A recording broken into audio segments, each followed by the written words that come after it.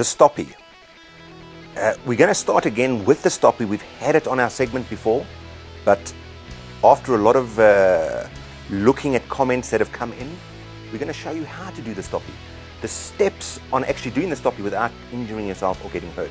Note, it is a more advanced move, so we are going to go in more depth, but it will teach you, and Brian gives the basics in plain form. So I think this is an advancement of the one we have done before. I do believe you'll enjoy it, and this one you can really, really learn from.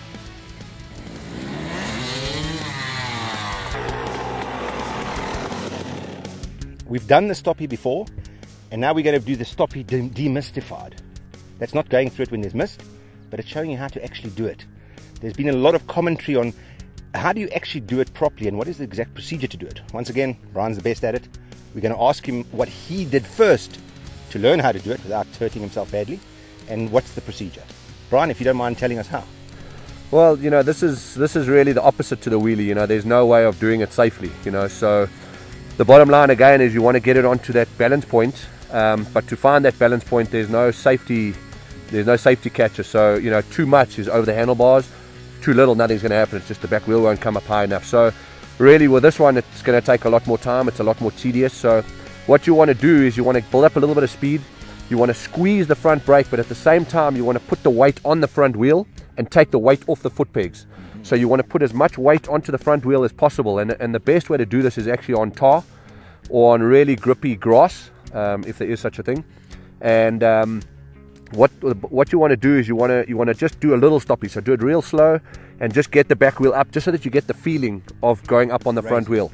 Once you've done that, then you can start going a little bit faster and you can do longer ones. But the moral of the story is you want to get it up on that balance point where it's just before it goes over, and obviously not too little where it doesn't go up at all. So you know, once again, it's lots of practice, lots of time, but it's very, very smooth on the brake. Don't yank the front brake, and you know, you can't just grab the front brake. You need to take your weight off the foot pegs, number one. You also need to push the front wheel into the ground, and the way that we do that, it's all one movement.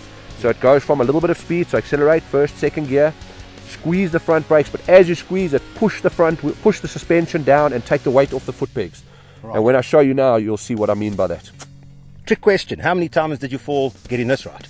Again, I was really lucky. I started really, really slowly. I did little ones, and the first time that I ever really went over the handlebars was in front of about 5,000 people in the Nassau Coliseum in New York, where you know, I was just practicing before the show, and I just got excited and grabbed too much front brake and got spat straight over the handlebars. So, you know, it does happen. And then you know, I've also had I've had a pretty big one on a motocross bike, you know, just grabbing too much front brake. So it is a dangerous move.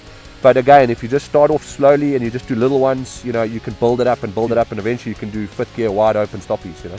Excellent. And remember, if you get the Stoppie wrong, it will be the end, oh.